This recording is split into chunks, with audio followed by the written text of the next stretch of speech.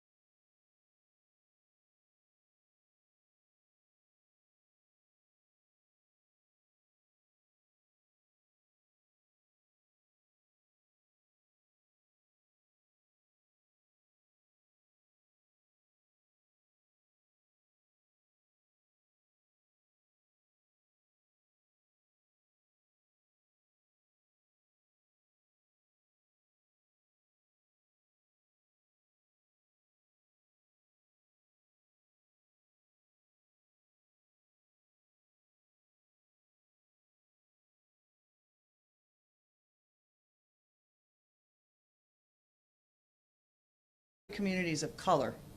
We want to further invest in programs like Health One, where people get a public health response that they need. We identified $76 million in initial budget reductions for next year, $20 million of which are cuts, and $56 million accomplished by transferring functions that do not need to be conducted by law enforcement personnel.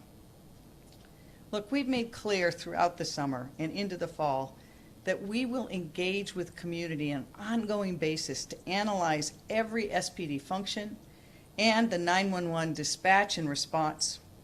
That work, led by the chief, is underway now, and it will inform our 2021 budget transmittal. I've got to be clear because some people just don't understand. The chief and I share the goal of much of Seattle. We want to lead the nation in reimagining policing. We know that we can do that and still protect public safety and have a system in place where people get the help they need 24/7 in every part of the city. Again, nearly a month ago, Chief Best and I expressed serious concerns about cutting the 2020 budget for the Seattle Police Department by an arbitrary 50%. We want to be honest with individuals about the challenges and consequences that we understood at the time and now. Again, you're going to hear it straight from us. We're going to tell you when we think we can do something, and we're going to go about and try to do it. We're going to listen to community and really listen and try to do even more. But against that backdrop, 7 of 9 council members announced that they supported a 50% cut this year.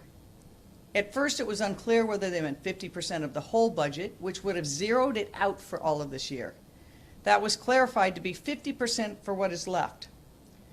But now, most of the 7 council members who made that pledge now acknowledge that a blunt 50% cut in 2020 is not only ill-advised, it's simply not possible. Some of the proposals that council put forward on reductions to specialty units are being evaluated by the chief and the Seattle Police Department. Things like mounted patrol, harbor patrol, recruitment and retention, and transferring victim advocates. The chief will continue to look at her department and really think about how we reimagine policing. But neither she or I will ever sacrifice public safety for that in any part of this city. We want to make sure that if someone calls 911, the response time to help them in emergency is as quick as can be. We think the council is looking in the right places, but in the wrong year.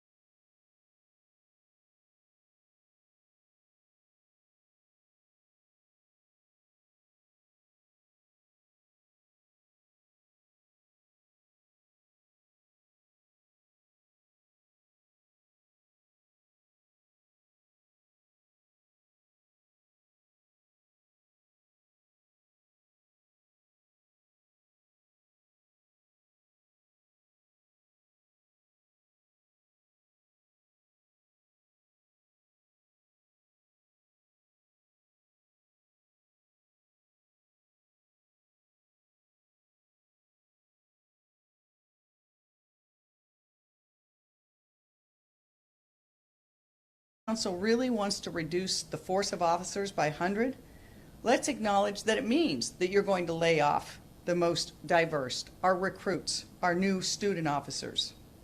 That's the reality of it. The chief and I do not believe that that is worth the trade-off of $1.6 million. It takes the police department, and it takes policing in our city, and it takes us in the wrong direction. Instead, the chief and I have outlined a plan in 21 to evaluate specialty departments and attrition, and we will bargain when necessary We are ready to go back to the table. We have told community we want them at the table. We want a contract that reflects the values of Seattle. But we cannot, again, just lay off 100 officers. And next year's plan would perhaps be another 100 to 200. That would be a reduction of almost 300 officers in a 14-month period. I also, and the chief also oppose the transitioning of the data-driven policing and the elimination of implicit bias training. Really concerning to me is the data-driven policing. We want more of that. We want to understand not just where crime is happening, but what deployments are happening, what crime strategies are working, where do we see crime going up, and what types of crimes, so that we can work for the public safety and community safety of every neighborhood in Seattle. All of that would be transferred out of the department under council's plan. They also, ironically, would eliminate implicit bias training. But most concerning to me is council's current proposal would completely drain our rainy day fund. Chief Best in the city will be leading extensive community-based engagement because we think it's the right thing to do. We want to go and talk more to community about what are those things that police officers are doing today that they agree we need to be doing into the future. What are those things that perhaps somebody else can respond, and how do we build up that capability? That can't happen overnight. Draining our rainy day fund to zero is the wrong way to go about budgeting for the city of Seattle. Look, 2020 has been an awful year. We are facing a global pandemic, a huge economic downturn, a civil rights uprising. The budget of our city has been hit probably proportionally more than it has ever been hit before. On top of that, we had the West Seattle Bridge closure and failure. I'm not confident that in 2020 and 2021, there won't be more emergencies. We know that to defer some of the rainy day fund today, it's the only cash we have in the bank. With this proposal on top of this council's recently passed spending plan, literally they are zeroing out our rainy day funds and our emergency funds. Look, we are an emergency, and we have been and will continue to be an emergency for some time. Many people have seen COVID numbers are increasing throughout the country. We've doubled down in Seattle to bring those numbers down. We've stood up more testing than anywhere in the state. But unless we change course, we will have $0 as a financial cushion in the midst of the three biggest challenges our city's had in the history of the city. I want to be clear, I am absolutely willing to work with council and any council member on solving any of the problems we have before us. I think we have shared goals, and we can find a way forward. I think the process of polarization is not good for the city. I was pleased to be able to talk to Council President Lorena Gonzalez today, who agrees that we want to find a way in the next budget cycle to have a better way to collaborate. But I'll say this, if we really want to reimagine policing in this city, and we want the Seattle Police Department to be able to deliver public safety, there is no person better situated to help guide us in that than Chief Carmen Best. She is given the responsibility to manage this department by our city charter. That's how important the role is. She also has 30 years of experience in the department. She came on as a patrol officer. She knows every one of those specialty units, how they operate, how they function, and how we might rethink what we do in a policing. I have to say, I am disappointed, and I will say a bit surprised, that to date, council has never reached out to sit down with the chief to hear her thoughts on how this department could be made better, how we can reimagine it, how we can make sure that the men and women of the Seattle Police Department can serve the people of Seattle. None of us has all the answers. No department in the country has all the answers. No police department anywhere in the country or in the globe has it all right. But Seattle can lead, but to lead, we have an obligation to understand that this city needs to have policing, but we can reimagine what that policing is. And we have a national leader at the helm of our police department. I am honored to work with her. I listen to her advice and counsel. I think council should start doing that also. While undertaking to defund the Seattle Police Department in the midst of one of the most consequential times in our history, I would just urge council again, take some time. Take some time to get this right. I think it's a step forward that you've admitted you were wrong. You couldn't cut the department by 50% this year. But next year, let's work together to see how we can reimagine policing, to engage communities in every part of this city. And let's tap into Chief Best. She is best positioned to help us transform this department. And the chief has repeatedly said she's willing to do it. You've heard that when council starts to say go forward on their plans, it's the only way she can get a voice in now, because they don't call her, they don't consult with her, they don't have a process by which that is to do it by letter. That's not the way to do this kind of budgeting for a department in one of the most sensitive times in the history of the Seattle Police Department. We've got this moment in time to get it right. We will only get it right if we work together and listen to community together. As someone who has worked on police reform for over 35 years, I get no one wants to hear about the roadblocks to progress. I get that there is a sense of urgency like there has never been before. And I know that when I said I did not believe we could cut the police department by 50% this year, it was very unpopular in many places. But I have an obligation as mayor to tell you the truth. We have shown that we can tackle big problems, we can take them head on. We met the pandemic head on, we flattened the curve, our city has more free testing than any place in the state, and we have provided the community with $230 million in relief since the pandemic began. In just a matter of months, the city has mobilized $230 million in direct relief. My job of mayor is to level with the people of Seattle. I have a responsibility to make clear what I think the city can do, to go to work to do it, and not be afraid of tackling things just because they're hard. I pledge I will continue to do that when it comes to policing and civil rights in this city. I absolutely believe that protesters have a First Amendment right to protest, but I also believe that protest is good for our city, our state, and our nation. We were a country born of protest. First Amendment rights make us stronger.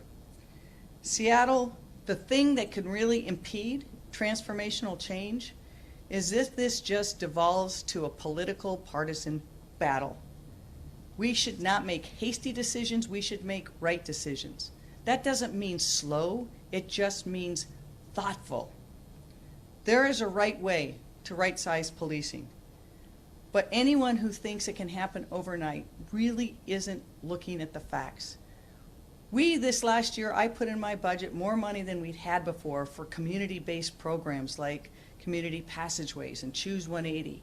We have all sorts of programs to go upstream and really help people not get involved in the criminal justice system. We now know those work, and we've got to scale them up. But if someone calls 911 at midnight in the Duwamish Valley, or in Laurelhurst, or in Rainier Valley, someone has to respond right away. And we don't have that capability right now. We need to have that capability. So in close, I want to say the chief and I, again, we are absolutely committed to reimagining how policing works in the city, to having a better community-based response, to have a public health and harm reduction-based response. But we also know that policing is complicated and that sometimes you do need a police officer to respond. Just in the last months, we've seen a number of shootings in different parts of the city. When that kind of violent crime happens and people dial 911, they expect a police officer to show up, and a police officer has to show up. That doesn't mean there isn't other types of help that can't respond. It just means that for right now in our city, we have to be truthful and honest and realistic with one another. And with that, I'll turn it over to Chief Best.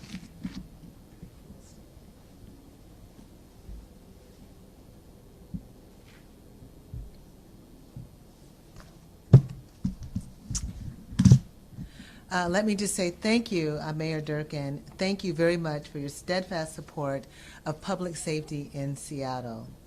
I and the entire Seattle Police Department have heard loud and clear the demands of so many in the community.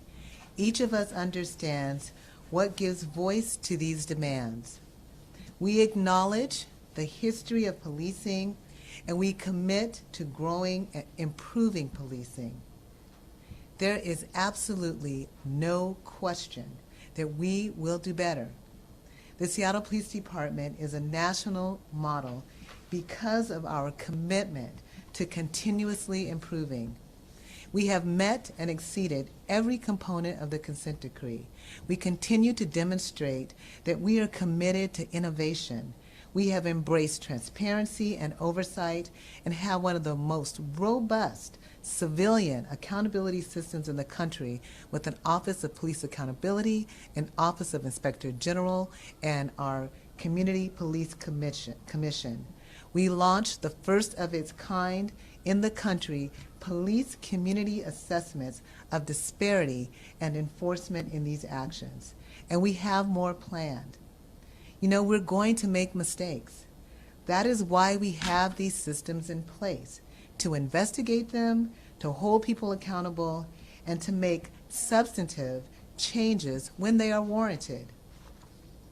And I say all of this to you, that your police department hears you and I hear you. The entirety of the SPD has been engaged in these types of community conversation for years.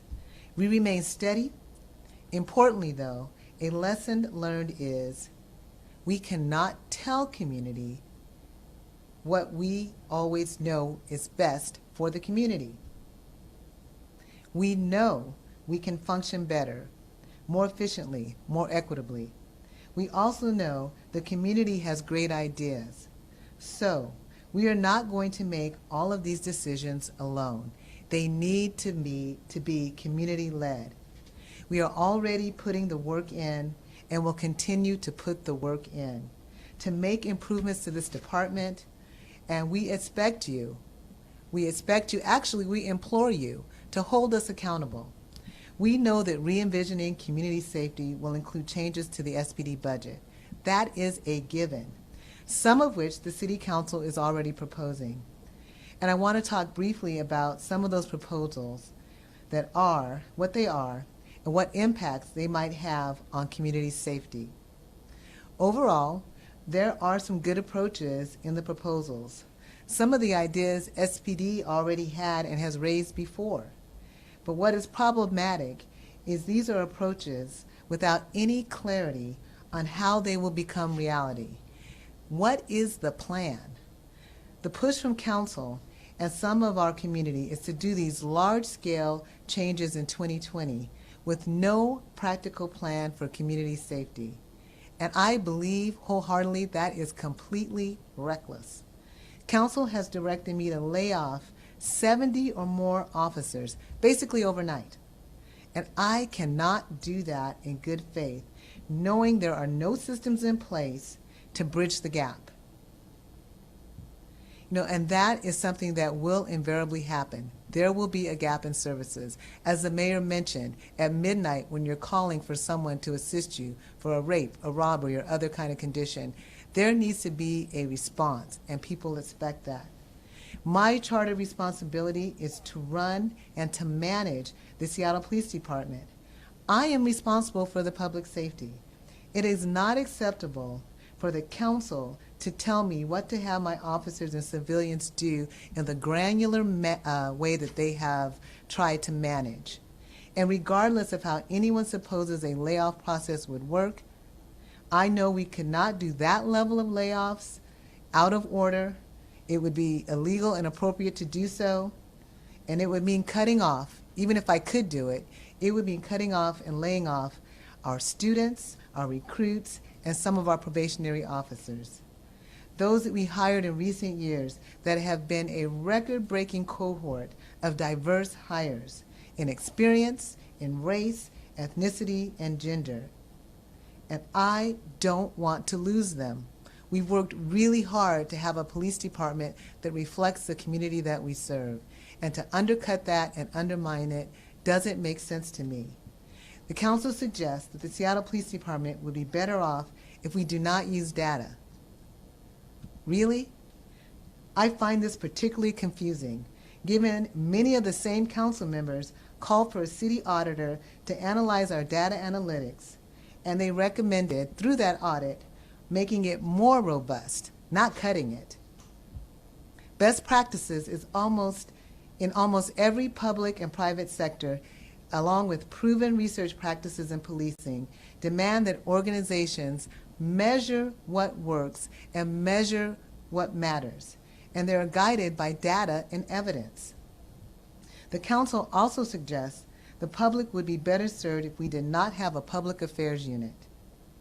Police departments across the country are often the busiest in terms of the media requests that come in and the information requests that are made daily, hourly, almost to the minute within all of our police agencies. If this unit was disbanded, all of those requests would go through a public disclosure process, which is much more onerous and already overworked and overstrapped. Slowing down the process of getting information to the public is simply not in line with increasing the department's transparency. And I won't go into all of the legal issues around how so many of these actions would bring the city directly in conflict with the consent decree. The oversight that, by the way, the council recently called on for the city to make sure that we continue. The Seattle Police Department met every one of its requirements under the consent decree and continues to work through every issue identified.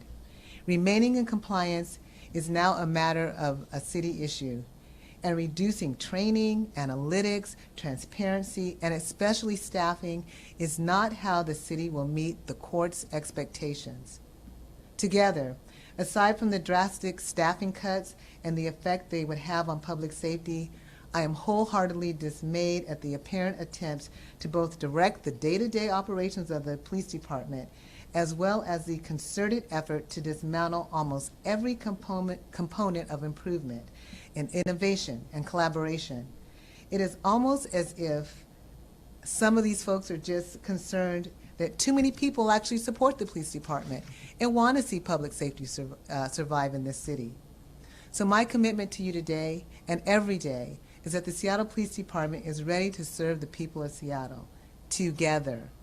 My command team has completed an initial assessment of every function of the department with an eye toward the ones the department feels should function differently.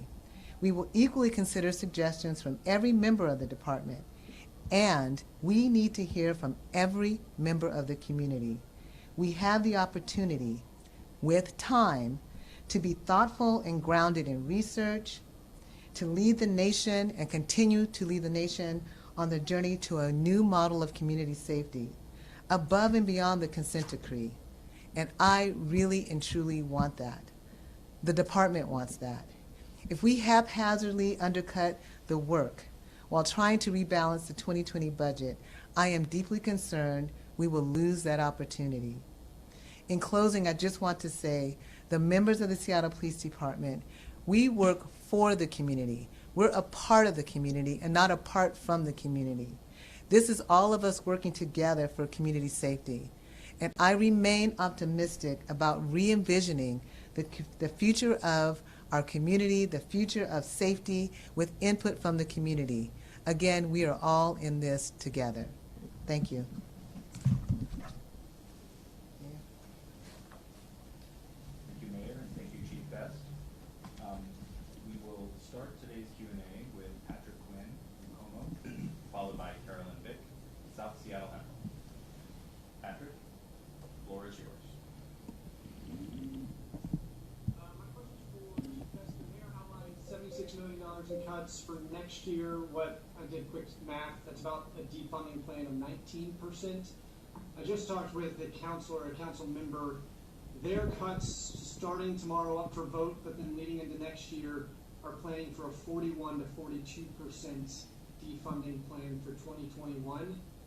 How does that number challenge your commitment to public safety? Thank you, Patrick. Obviously, there's never going to be anything that is more important to me than making sure that we have efficient public safety in the city of Seattle. I feel like you're very fortunate to have had that conversation with council because they certainly haven't been talking to me.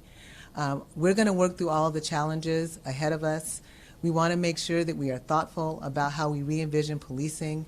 We want to make sure that the community is involved in those discussions. I would hope that moving forward, no matter what the cuts end up being, that we're thoughtful about making sure that we have the appropriate resources available to make sure that we have comprehensive public safety in Seattle. Patrick, this is Jenny. I'm going to follow up just briefly. I'm not sure which council member that you spoke with, but I've reviewed their resolution, and it does not call for cuts of that magnitude. And I think we are right back where we were a few weeks ago when you had all these council members saying that they were going to cut it by 50% because that's what the activists were demanding of them. And they had no plan, and then once they looked at the details, realized they couldn't do it.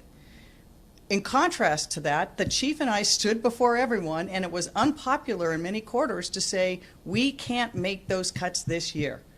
You have our same word that we will look next year to see what we can cut, and more importantly, what can we grow? It's not just about what we cut. How do we grow a different capacity in every neighborhood, in every community, so that there is more resilience there, more wellness there? So again, I think it's just a false pretext to throw a number out there and say that's what they're for. Thank you, Mayor, and thank you, Chief. Our next question will be from Carolyn Vick, South Seattle Emerald, followed by Daniel Beekman, Seattle Times. Carolyn? Floor is yours. I'm sorry, I think actually that Patrick didn't get a follow-up question, unless I missed it. Due to time constraints, we're going to move forward without follow-up questions. Carolyn, the floor is yours. Okay, got it. Thank you. All right, Mayor Durkan, Chief Best, I want to take this opportunity to ask about allegations raised by several protesters about the way SPD treated them on the weekend of the 25th, since only limited press was invited to the press conference last week. There are several videos of SPD officers once again using excessive force against protesters who appear to be doing nothing wrong, and the allegations are numerous and include corroborating reports from multiple people about officers taunting and mocking a young woman who repeatedly pleaded for her seizure medication and suffered multiple seizures while taking it. When I asked SPD response of the allegations, the only response I got was that protesters should file complaints with the OPA. SPD media didn't even bother to ask what the allegations were, so I wanted to ask today, how are you going to address these allegations and hold these officers accountable? It seems to some that constantly telling protesters to file complaints with the OPA puts the onus solely on these protesters and the rest of the public at large to hold officers accountable when said officers are out in the field presumably acting under orders from SPD. So I'm going to let the chief respond to that, mostly Carolyn, and I apologize you don't get follow-ups on this. First, I think that you saw that the city filed in court its brief in response to some of the allegations and video clips that seemed to show that there was unauthorized use of force, but the video clip itself was incomplete, and they showed that to the judge. I want to say that if there's any police officer who does use force inappropriately, the chief and I are united without any hesitation to say that officer will be investigated and this chief of police will hold them accountable. But we also know that last weekend that there was a series of events that were very challenging for the police department, including an arson that burned several trailers, attempted arson at a business that was broken into that had residential things above it.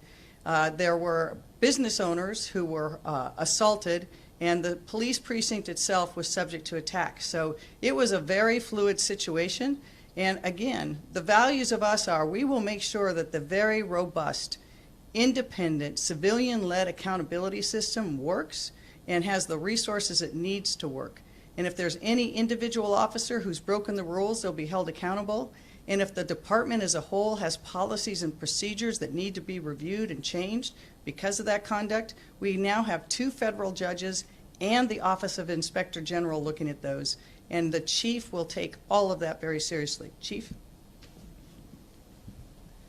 Yeah, Carolyn, thank you for your very lengthy question, and I agree with the mayor. She's covered a lot of it, but absolutely, there's some serious challenges that we faced over the course of these many demonstrations, many of them enumerated just by the mayor.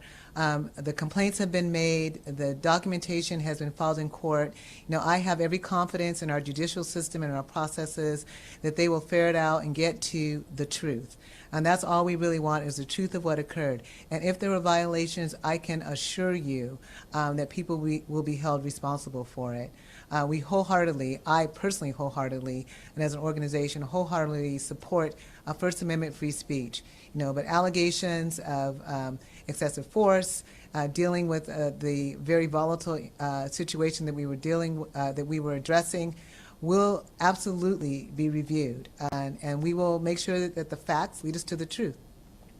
And Carolyn, I just want to add 2 other things is, I had not heard of the woman with seizures, and I don't know if the police chief did, but they will follow up on that to see what it is.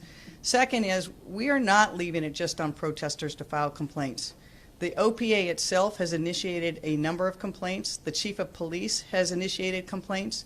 And I myself, the night after the Pink Umbrella video, met with OPA and OIG and then later with CPC and asked them to review our policies, procedures, and other issues related to crowd control. So we're not just waiting for people to step up and make complaints. We also are going to do everything we can to hold the department accountable. Thank you, Mayor, and thank you, Chief. Our next question will come from Daniel Beekman, Seattle Times, followed by Hannah Scott, Cairo Radio. Daniel, the floor is yours. Thanks very much, and this is a question for, I suppose, the chief, but the mayor, if she cares to respond to it as well, about the potential 100 officer reduction in 2020. With regards to the potential proposed layoffs, I want to make sure I understand, Chief, what you said before about trying to go out of order and saying that that would be a difficult process. Would you seek to go out of order if these proposed cuts were passed by the council? And then also with the proposed 30 officer unplanned attrition, do you think that prediction that 30 more officers than previously thought would resign, do you think that that's a realistic prediction? Well, for your first question, all the guidelines about layoffs and the order of layoffs, they're going to be handled by the Public Safety Civil Service Commission and by the Labor Relations. So there's a lot of complexities involved in how that process can move forward for out-of-order layoffs. My understanding is very complex and very complete and a lot of nuance to how that might be done. But the fact of the matter is, in terms of laying off people by race, that is simply illegal. So that suggestion really, in my view, is off the table. But again, a lot of that will be determined by labor law, negotiations, labor relations, and the Public Safety Civil Service Commission. Your second question that was sort of incorporated was, I believe, about the level of attrition toward the end of the year. Clearly, we're not clairvoyant. There's a lot of speculation about what might occur towards year end. We'll have to really get to that point to see if that many people either retire or resign. We expect there will be some, but we don't know exactly what that number is going to be. And Dan, I'll just follow up on that a little bit. The question of will she follow it presumes, number one, that this is what they pass. We're hoping it's not. We hope they rethink it just as they rethought their previous position. But second, it is smoke and mirrors. It cannot happen. And if the chief had said to you, yes, I will go out of order, that would have probably been an unfair labor practice that opened the city to further challenges. So I just have to emphasize that this 100 officers we want to cut, and then they try to pick out the ones that they think the public would support cutting, that isn't how it will work. It will be the 100 officers who are least senior. It'll be our most diverse recruits and the people we pride into the department to be that new vision of the future. Thank you, Mayor, and thank you, Chief. Our next question will come from Hannah Scott, Cairo Radio, followed by David Croman, Crosscut. Hannah, the floor is yours. Hi, this is both for Mayor and Chief Best. Chief Best, much has been made about your address in Snohomish County. I'm wondering if it wouldn't be better for building trust with and understanding communities better for the police chief to live in the community in the department where she works. Yeah, Hannah, that's been brought up before, and I have had residents here in Seattle. There are some personal situations where I needed to be back at that Snohomish residence for a time. So I agree. I think it's very important that the chief have residents here in Seattle. And I think that doesn't leave me any less connected to the city and the people in it. This is a temporary situation. But absolutely, I would agree with you. But I don't want that to in any way be a reflection on my level of commitment to the men and women of the organization, and certainly to the public who lives, works, and visits the city of Seattle, which I also love and believe in. So thank you for asking that question and seeking clarification. Thank you, Chief. Our next question will come from David Croman, followed by Natalie Swayze. David, the floor is yours. Yeah, this is for the mayor. As part of, you've spoken a lot about reimagining the police department. As part of that, do you ever see that it would be appropriate to reduce the overall size of the Seattle Police Department? And if not, how do you pay for a reimagining of the police department? Great question, and the short answer is yes. I do think that you can reimagine policing so that you reduce the footprint of the armed police officers and increase the more public health based responses. But to do that, you have to have that resource in place. And it has to have a resource that has adequate training, so they too, when they respond from a 911 call to come into community, have consistent training, that they know how to de-escalate, they know how to recognize situations that might need additional solutions or even armed response. They need to have a ability to respond 24/7, and you need to have an array of resources. Health One is great, but it wouldn't be the right response for every non-police intervention today. So you're going to need a whole range. So I think that you can. I think there's going to be a period of time where you have to build up that capacity first before you can draw it down in the police department. I think when this all happened, I recall that you asked me about Camden, New Jersey, and whether that could be a model for reimagining policing here. And a number of council members used that as an example. But if you look at Camden, the reason it was dismantled was because of a political fight by the Republican governor, Chris Christie, at the time. He created a new police department that, by everyone's estimation, did not work and did not serve community well. They then had to restructure and reform that department, and they actually ended up with more police officers than when they started to deconstruct it. So I think, again, we shouldn't be looking just at the numbers of how many police do we have. We should be really looking at how do we, number one, invest in community. Invest in communities so that every kid in Seattle grows up in the situation where they and their families have access to affordable housing, good education, economic opportunity, health care. Make it so people don't have to call 911 as many times. And then when they do call 911, we can get them the help they need. And sometimes that will be your traditional police officer, and sometimes it won't. So yes, I think in the future that if we get that all right, you can have a reduced number of people that have to be traditional police officers. But it's not a numbers game. It's an outcome. It's an outcome that you want to keep communities safe and resilient. Thank you, Mayor. Here's Natalie Swayze is no longer on the call, so we will go to Paul Kiefer from the C is for Frank, followed by Natalie Graham, the stranger. Paul, the floor is yours. All right. Hello. On what case law are you basing your claim that every one of the out-of-order layoffs would be subject to litigation? What case law has been useful in coming up with that determination? Hey, Paul, first, congratulations on the new job and welcome to the press conference. You won't see it just as case law. It's a very complicated area of law that we can get you a lawyer to sit down and school with you, but every individual who's laid off has to be taken case by case. You can't just take 100 and say these 100. And any individual who shouldn't be laid off under the traditional rules has a right to challenge that. That takes a period of time. It can take months and many, many months. So there's a whole system, both state law and contract, in place that makes it very difficult to circumvent the system.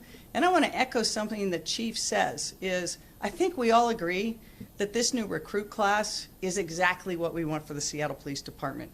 It's more diverse. They have more background experience.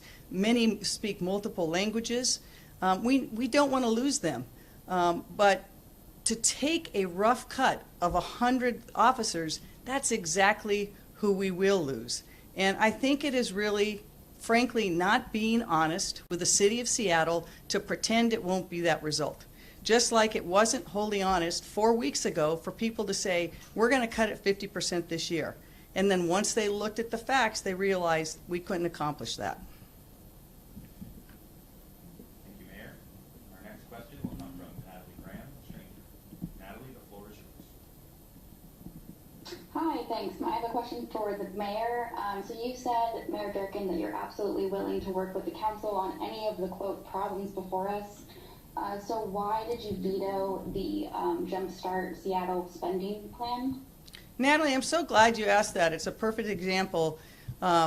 Before they passed that plan, I talked to Councilmember Mosqueda to walk her through my deep concerns about spending so much of our rainy day and emergency funds. We were then not halfway through the year and looking at greater budget deficits next year than we had this year. We also know that in 2020, we've already had an unprecedented number of emergencies, starting with COVID relief, where we've turned $270 million of government money to try to do direct aid, where we've been working with our philanthropic partners to raise more money, and they have raised tens of millions of dollars. We then faced the economic downturn, so we've had to try to give resilience and help to our small businesses and workers and work with the governor to see what we could do to help unemployment get there quicker. And then we had the West Seattle Bridge, which is going to be a number of year challenge and crisis for the people of West Seattle. And on top of that, we've had a civil rights reckoning that has put the city to change its way it does business in so many ways. So I talked to Councilmember Mosqueda and said, look, I agree 100% that we want to do everything we can to help people in these areas. All of those areas are programs that I and my administration set up in the first month of the pandemic. But I also know that in 2 weeks we're going to get a new forecast, and that forecast is going to tell us how big a budget hole we have next year. We also knew that philanthropy was getting tens of millions of dollars that might be able to serve those needs. And I wanted to talk to our departments to see where was the need the most and how quickly we could get the dollars out the door. None of those things were done. I asked for a pause just to see that we could do this smartly, because we're in a crisis for a while. The only cushion we have is our rainy day fund and our emergency fund. That's it. That's what's going to get us through the whole next year. Otherwise, we're going to have massive layoffs at the city, have to cut services to the very people we want to help the most. And so I will work with council. I'm hoping that we can work in the next week to see if there's a different approach and different plan, talking to philanthropy to see where the holes are already filled. I know we've got a big need, particularly with undocumented workers and undocumented people who can't qualify for federal aid.